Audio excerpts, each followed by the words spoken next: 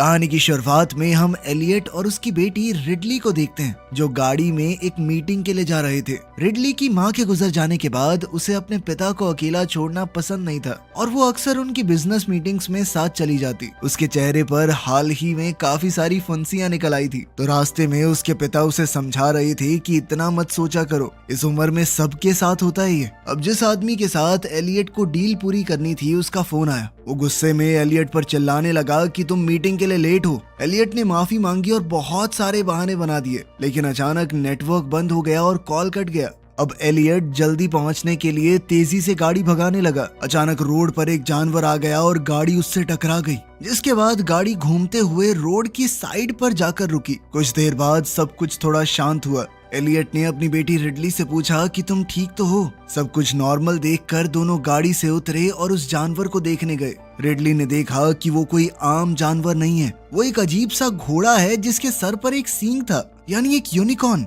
सबसे हैरानी की बात ये थी कि उसके घाव से नीला खून बह रहा था। एलियट गुस्से में आ गया क्योंकि वो पहले ही लेट हो गया था, लेकिन रिडली उस अजीब यूनिकॉर्न को देखकर हैरान रह गई। उसने ऐसा जीव पहले कभी नहीं देखा था। तभी यूनिकॉर्न के सींग से पीली रोशनी चमकने लगी। बिना सोचे रिडली ने हाथ बढ़ाया और उसे छू लिया। जैसे ही उसने सींग को छुआ, उसे अजीब चीजें दिखने लगी। सब कुछ उसकी आंखों के सामने धुंधला हो गया। फिर उसे अपने पिता की आवाज सुनाई दी और वो दोबारा से होश में वापस आई। उसने देखा कि उसके पिता यूनिकॉर्न को मार रहे थे। रिडली ने चीख कर उन्हें रुकने को कहा, लेकिन एलियट ने उसे इग्नोर कर दिया और तब तक नहीं रुका जब तक यूनिकॉर्न पूरी तरह मर नहीं गया। थोड़ी देर बाद वो मिस्टर ओडेल के मैंशन में पहुंच गए, जहां उन्हें डील फाइनल करनी है। सबसे अजीब बात यह थी कि एलियट यूनिकॉर्न की लाश को अपनी गाड़ी में डालकर ले गया था। गाड़ी बाहर रोककर एलियट अंदर चला गया। वहां उसने ओडेल के बेटे शेपर्ड से हाथ मिलाया। आखिर में एलियट ओडेल के कमरे में गया और लेट होने के लिए माफी मांगी। तब उसे पता चला कि ओडेल बहुत बीमार है, अब उसके कुछ ही दिन बचे हैं। एलियट ने बहाने बनाकर उसे मनाने की कोशिश की। तभी रिडली को आज यूनिकॉर्न के साथ जो हुआ था सब याद आने लगा। उसे देखकर ओडेल ने कहा कि लड़की तुम ठीक तो हो? रिडली ने झूठ कह दिया कि हाँ मैं ठीक हूँ। फिर शेपर्ड ने उसके चेहरे के पिंपल्स के बारे में पूछा। एलियट ने बीच में टोकते हुए रिडली से कहा कि बाथरूम में जाकर अपना मुंह धो लो। असल में वो उसे वहाँ से दूर भेजना चाहता था। वो नहीं चाहता था कि रिडली डील को खराब कर दे। सच बता के बाहर निकलकर रिडली बार बार कार की तरफ देखती रही। वो बहुत नर्वस लग रही थी। उसी वक्त एक गार्ड जो उसे देख रहा था, उसे कुछ अजीब सा महसूस हुआ। जब वो कार के पास गया तो उसे लगा कि कुछ गड़बड़ है, शायद कार में कुछ छुपा हुआ है। इधर रिडली बाथरूम में गई और चेहरे को धोया। जब उसने शीशे में देखा, उसके चेहरे से सारे पिंपल गायब हो गए थे। जब उसने तौलिए को देखा तो उसमें नीला खून लगा हुआ था, यूनिकॉर्न का खून। उधर ओडेल ने एलियट से कहा, मैं हर तरह के इलाज को ट्राई कर चुका हूँ, किसी चीज ने काम नहीं किया, अब तो बस मौत का इंतजार है। ओडेल ने ये भी बताया कि मैं डील सिर्फ इसलिए कर रहा हूँ ताकि मेरी कंपनी और परिवार सेफ रहे मेरे मरने के बाद। उसने अपने बेटे शेपर्ड की जिम्मेदारी भी एलियट को दी। इधर रिडली हैरान थी क्योंकि उसके चेहरे के दाग बिल्कुल खत्म हो गए थे, वो भी यूनिकॉर्न के खून से। थोड़ी देर सोचने के बाद उसे समझ आ गया कि यूनिकॉर्न का खून जादुई है, वो इंसानी शरीर की बीमारियों को ठीक कर सकता है। उसी वक्त कार में पड़ा यूनिकॉर्न का सींग हल्की रोशनी से फिर चमकने लगा। जब रिडली वापस एलियट के पास गई तो वो अपने पिता को ये बात बताना चाहती थी, लेकिन उसके पिता का पूरा ध्यान सिर्फ इस डील पर था।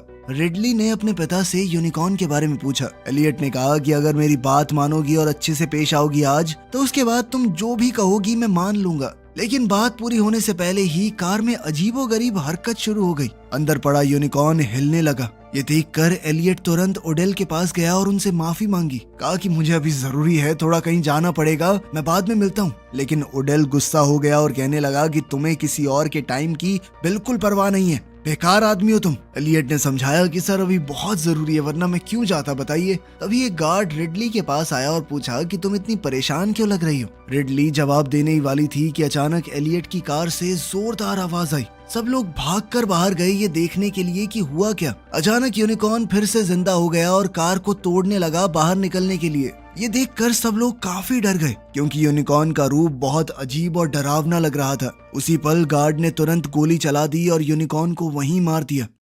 एलियट बहुत ज्यादा डर गया और कुछ बोल नहीं पाया। फिर उसने ओडेल और उसके परिवार को रास्ते में जो कुछ हुआ वो बताया। सब लोग उसकी बात सुनकर हैरान हो गए। फिर रिडली ने सच बोलने का फैसला किया। उसने ओडेल को बताया कि यूनिकॉर्न के नीले खून ने मेरे चेहरे पे जो फुंसियां हो रही थी वो सारी ठीक कर दी। ओडेल ये सुनकर हैरान हो गया और उसने पूछा कि क्या तुम्हें अपने शरीर पे कुछ अजीब महसूस हो रहा है? रिडली ने कहा कि नहीं, बिल्कुल सही है सब। रिडली का कहना था कि एनिमल कंट्रोल को बुला लेना चाहिए ताकि वो यूनिकॉर्न को ले जाएं। लेकिन ओडेल ने मना कर दिया। उसने कहा कि अगर सरकार को पता चला तो वो इस जीव का गलत इस्तेमाल कर सकती है, इसीलिए उसने कहा कि हमें ही सब कुछ हैंडल करना होगा। रात को एलियट अपनी बेटी के कमरे में गया उसे देखने के लिए। उसने पूछा कि वो इतनी उदास क्यों है। रिडली ने बताया कि जब मैंने यूनिकॉर्न के सींग को छुआ था तब उसे कुछ अजीब चीजें दिखने लगी थी। एलियट ने उसकी बात पर यकीन नहीं किया और कहा कि शायद ये सपना होगा तुम्हारा। लेकिन रिडली अब यूनिकॉर्न के बारे में और जानकारी इकट्ठा करने लगी। उसे पता चला कि ये जीव कई पुरानी कहानियों का हिस्सा है।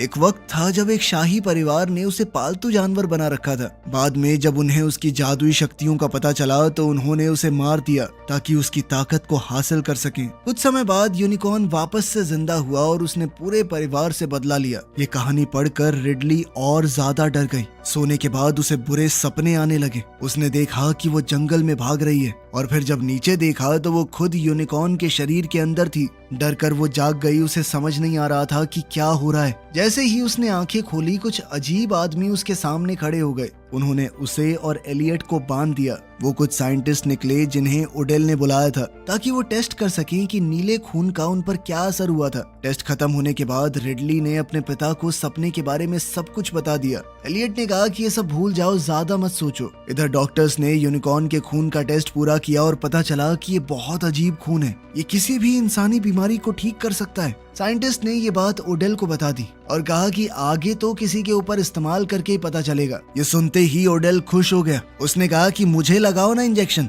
डॉक्टर्स ने इंजेक्शन तैयार करके ओडेल को लगा दिया। ये देखकर रिडली दुखी हो गई। वो कहने लगी कि तुम सब पछताओगे और फिर जंगल की तरफ भाग गई थोड़ी शांति के लिए। इधर साइंटिस्टों ने देखा कि यूनिकॉर्न की रगों में अभी भी खून दौड़ रहा है। इसका मतलब वो काफी देर तक उसका खून निकाल सकते हैं। उधर जंगल में चलती हुई रिडली को लगा कि उसे कोई देख रहा है। उसने इधर उधर देखा लेकिन कोई नहीं था। डर के मारे वो जल्दी से घर वापस आ गई। रात को एलियट ओडेल के पास गया और पूछा कि कैसा महसूस हो रहा है। ओडेल ने कहा कि बहुत बेहतर लग रहा है भाई, इलाज काम कर रहा है। ये सुनकर एलियट बहुत खुश हुआ और दुआ की कि आप जल्दी से बिल्कुल सही हो जाएं।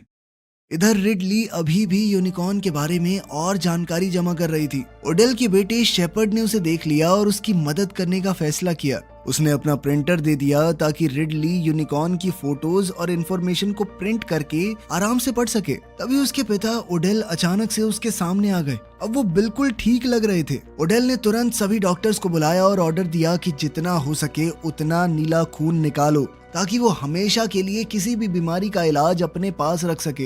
लेकिन डॉक्टर ने कहा कि ये मुमकिन नहीं है। इस खून की भी एक टाइम लिमिट है, उसके बाद ये बेकार हो जाता है। कुछ देर पहले जो ओडेल के साथ हुआ उससे रिडली डर गई थी, लेकिन फिर भी उसने हिम्मत करके रिसर्च जारी रखी। कुछ घंटों बाद उसे बहुत डरा देने वाली बातें पता चली। वो सीधा ओडेल के पास गई और कहा कि ध्यान से सुनिए। रिडली ने बताया कि जो खून आपने अपने शरीर में डाला है वो बहुत ताकतवर है और अगर ज्यादा ले लिया ना तो मर भी सकते हो। उसने ये भी बताया कि सदियों से लोग यूनिकॉर्न के खून का इस्तेमाल करते आए हैं, लेकिन हर बार उनका अंजाम बुरा ही हुआ है। हर कहानी में यूनिकॉर्न वापस जिंदा हो गया और उन्हें मार दिया। जैसी उम्मीद थी ओडेल ने उसकी बात इग्नोर कर दी। उसने बताया कि वो यूनिकॉर्न को पूरी दुनिया को दिखाएगा और रिडली को इस बारे में ज्यादा बोलने की जरूरत नहीं है। ओडेल के इस बर्ताव से रिडली को बहुत बुरा लगा, जिसके बाद ओडेल की पत्नी रिडली के पीछे गई। उसने उसे तसल्ली दी कि कोई बात नहीं बेटा, हम कुछ सोच लेंगे। रिडली गुस्से और दुख में अपनी गाड़ी में जाकर बैठ गई, क्योंकि उसके पिता एलियट ने भी उसकी बात पर यकीन नहीं किया। वो तो ओडेल की हाँ में हाँ मिला रहे थे। इधर ओडेल और डॉक्टर्स ने यूनिकॉर्न को तैयार किया। उन्होंने उसे एक बैग में पैक कर दिया ताकि उसे हवेली से बाहर शहर तक ले जाया जा सके। जब वो लोग यूनिकॉर्न को ले जाने की तैयारी कर रहे थे तभी अचानक से पूरी हवेली की बिजली चली गई। उसी वक्त डॉक्टर्स के पास जो मशीन थी उसने बहुत ज्यादा ताकतवर सिग्नल देना शुरू कर दिया। इस सिग्नल का मतलब था कि यूनिकॉर्न अभी भी जिंदा है। कार में बैठी रिडली बाहर निकली और आसमान की तरफ देखा। उसे अजीब से रंग दिखने लगे। एलियट तुरंत डॉक्टर्स के पास गया ये पूछने के लिए कि हो क्या रहा है, लेकिन कोई भी डॉक्टर कुछ समझ नहीं पाया। अचानक से एक डॉक्टर मर गया। उसे यूनिकॉर्न के सींग ने घायल कर दिया था। जब एलियट ने ध्यान से देखा, उसे समझ आ गया कि डॉक्टर को मारने वाला कोई और यूनिकॉर्न है, ना कि वो जो पहले मरा था। गार्ड्स ने लगातार गोलियां चलाई, लेकिन यूनिकॉर्न पर कोई असर नहीं हुआ। वो बहुत ज्यादा ताकतवर था और एक एक करके सभी गार्ड्स को मारने लगा। ये सब देखकर एलियट ने तुरंत रिडली को आवाज दी और कहा कि गाड़ी में बैठकर तुरंत यहाँ से चली जाओ। जैसे ही रिडली कार में बैठी, यूनिकॉर्न ने जोर से उस पर हमला कर दिया। वो पूरी ताकत से उसकी तरफ दौड़ा। बाकी गार्ड्स ने अपने हथियारों से उसे रोकने की कोशिश की, लेकिन कोई फायदा नहीं हुआ। रिडली कार से बाहर निकली और अपनी जान बचाने के लिए भागी, लेकिन यूनिकॉर्न ने उसका पीछा नहीं छोड़ा। आखिर में वो घोड़ों के अस्तबल में छुप गई, लेकिन यूनिकॉर्न वहां भी पहुंच गया। अजीब बात ये हुई कि जैसे ही यूनिकॉर्न उसके पास आया, वो शांत हो गया। उसका सींग तेज रोशनी से चमकने लगा। लग रहा था कि कुछ अजीब होने वाला है। रिडली ने आगे बढ़कर धीरे से उसके सींग को छुआ। तभी एक फीमेल गार्ड वहां आ गई और बाकी गार्ड्स के साथ मिलकर फिर से गोलियां चलाने लगी। आखिरकार यूनिकॉर्न वहां से भाग गया और कुछ देर के लिए शांति हो गई। इसके बाद सब लोग वापस बंगले में चले गए। रिडली अपने पिता पर बहुत गुस्सा हो गई। उसने चीख कर कहा कि मैंने बार बार आप लोगों को समझाया था, लेकिन किसी ने मेरी बात पर यकीन नहीं किया। रिडली ने अभी भी बाकी सबसे कहा कि उस छोटे यूनिकॉर्न को अपने माँ बाप के पास वापस भेज दो। सिर्फ यही एक तरीका है सब रोकने का। लेकिन किसी ने लड़की की बात पर ध्यान नहीं दिया। ओडेल ने उल्टा फैसला कर लिया।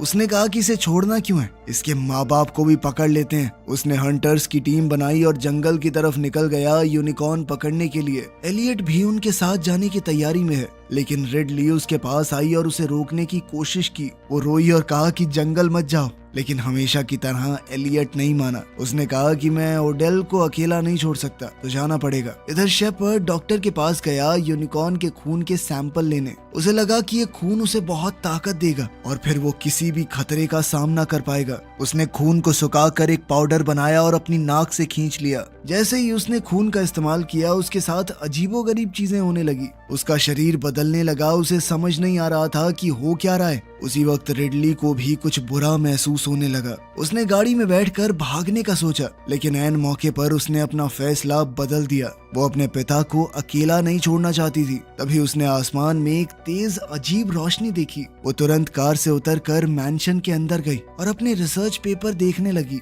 समझने के लिए कि ये रोशनी है क्या। कुछ देर ढूंढने के बाद उसे सच पता चल गया। वो घबरा गई और तुरंत एलियट को फोन किया। उसने कहा कि जल्दी से वापस आ जाओ, जंगल में यूनिकॉर्न्स ने जाल बिछा रखा है। अगर वो लोग वहां गए तो जिंदा वापस नहीं आएंगे। लेकिन एलियट ने फोन उठाया ही नहीं। रिडली गार्ड के पास दौड़ी और पूरी सिचुएशन समझाई। उसने समझाया कि जल्दी से कुछ करना होगा, वरना सब खत्म हो जाएगा। जल्दी से जंगल में गए लोगों को कांटेक्ट करो, वो बहुत बड़े खतरे में हैं।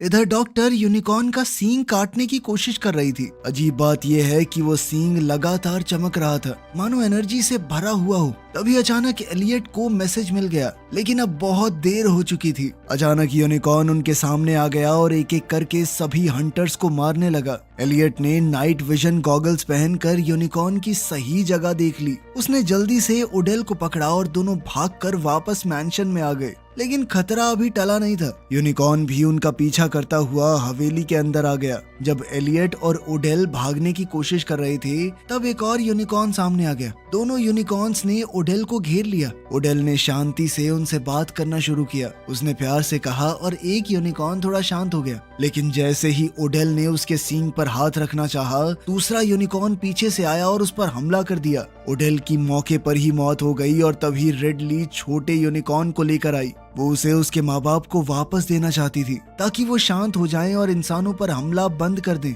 इतना सब होने के बाद भी एलियट ने रिडली की बात नहीं सुनी। उसने कहा कि मैं पुलिस को फोन करूंगा, अब वही संभालेंगे इस परेशानी को। जैसे ही उसने फोन निकाला, नेटवर्क गायब हो गया। सब लोग डर गए। ओडेल की वाइफ ने भी एलियट से कहा कि रिडली की बात सुनो, छोटे यूनिकॉर्न को उसके माँ बाप को वापस देना ही सही रहेगा। एलियट हिचकिचाया, लेकिन ओडेल की पत्नी ने फैसला कर लिया। उसने गार्ड और डॉक्टर को ऑर्डर दिया कि छोटे यूनिकॉर्न को बाहर ले जाओ और उसके माँ बाप को सौंप दो। लेकिन डॉक्टर ने एक बहुत बड़ी गलती कर दी थी। उसने छोटे यूनिकॉर्न का सींग काट दिया था। उसे लगा कि कोई बड़ी बात नहीं है, दूसरे यूनिकॉर्न को शायद पता भी नहीं चलेगा। फिर थोड़ी देर के बाद गार्ड और डॉक्टर छोटे यूनिकॉर्न को बाहर ले गए और उसके माँ बाप के सामने रख दिया। जैसे ही यूनिकॉर्न्स ने देखा कि उनके बच्चे का सींग काट दिया गया है, वो पागल हो गए। यूनिकॉर्न ने सबसे पहले डॉक्टर पर हमला किया और उसे मार दिया। गार्ड ने अपनी आंखों से सब कुछ देखा और बड़ी मुश्किल से बचकर भाग पाया। इस सब के बारे में पता चलते ही शेपर्ड कहने लगा कि रिडली यूनिकॉर्न को थोड़ी देर के लिए रोक सकती है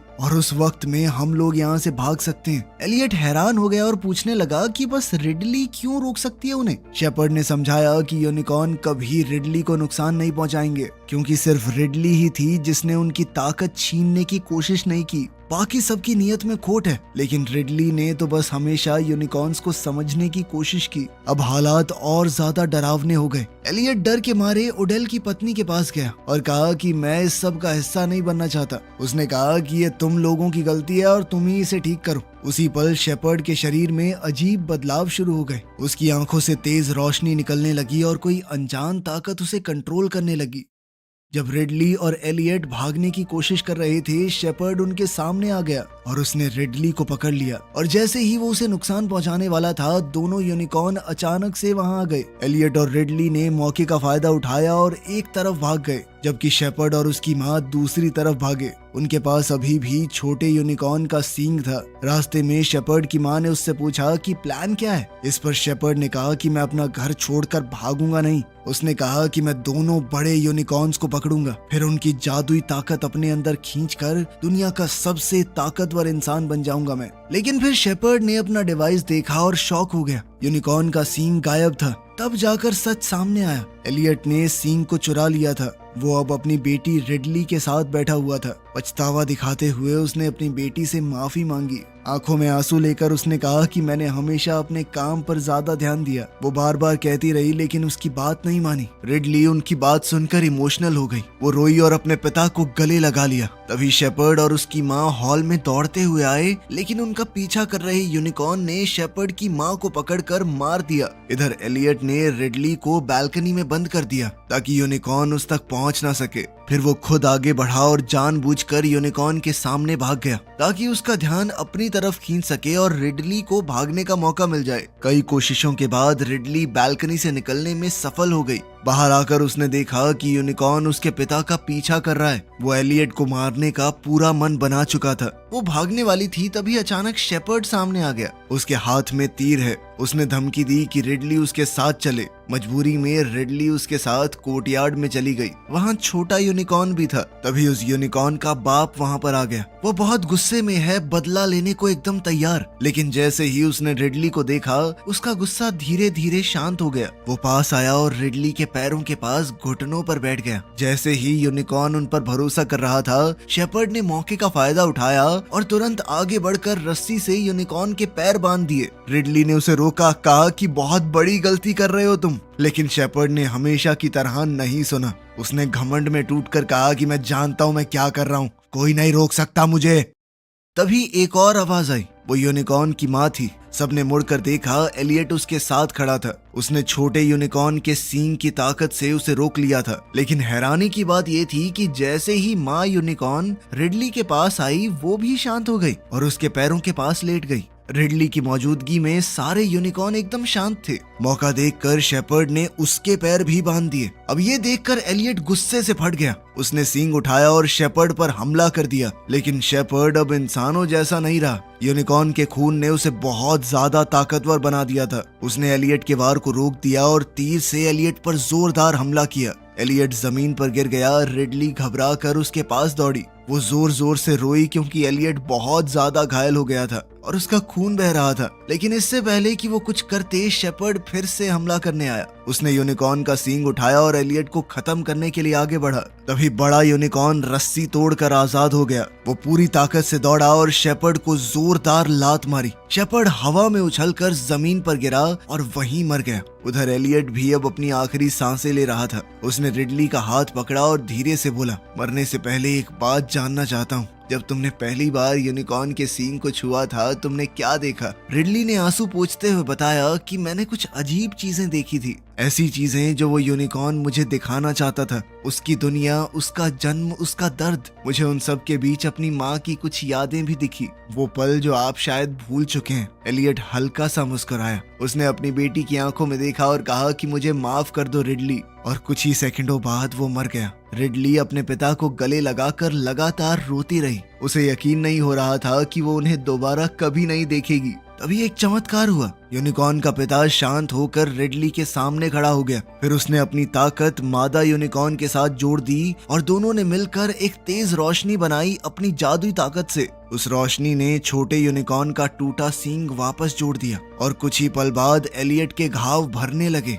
धीरे धीरे उसने आंखें खोल दी, वो जिंदा हो गया। अब एलियट भी वो सब कुछ देख सकता था जो रिडली ने देखा था। पुरानी यादें, सच्चाई और वो जादुई दुनिया। एलियट ने रिडली को जोर से गले लगा लिया और दोनों की आंखों में खुशी और सुकून था। लग रहा था कि सब कुछ ठीक हो गया, लेकिन तभी मैंशन का दरवाजा खुला। गार्ड अंदर आया और उसके पीछे पुलिस आ गई। उन्होंने चारों तरफ देखा, लेकिन यूनिकॉर्न गायब हो गए थे। पुलिस ने एलियट और रिडली को गिरफ्तार कर लिया और उन पर उडेल परिवार को मारने का इल्जाम लगाया। लेकिन एलियट और रिडली डरे नहीं। वो खुश थे कि उन्होंने जादुई यूनिकॉर्न की मदद की और उनकी दुनिया को बचा लिया। तब कुछ चौंका देने वाला हुआ। यूनिकॉर्न ने उन्हें अकेला नहीं छोड़ा। उन्होंने अपनी ताकत का इस्तेमाल करके एलियट और रिडली को पुलिस की नजरों से गायब कर दिया और फिर उन्हें एक सेफ जगह पर पहुंचा दिया। अब वो दोनों आजाद थे, जबकि यूनिकॉर्न वापस अपने जंगल में लौट गए। वीडियो पसंद आई तो लाइक कर देना, चैनल को सब्सक्राइब कर लेना। मिलते हैं अगली वीडियो में।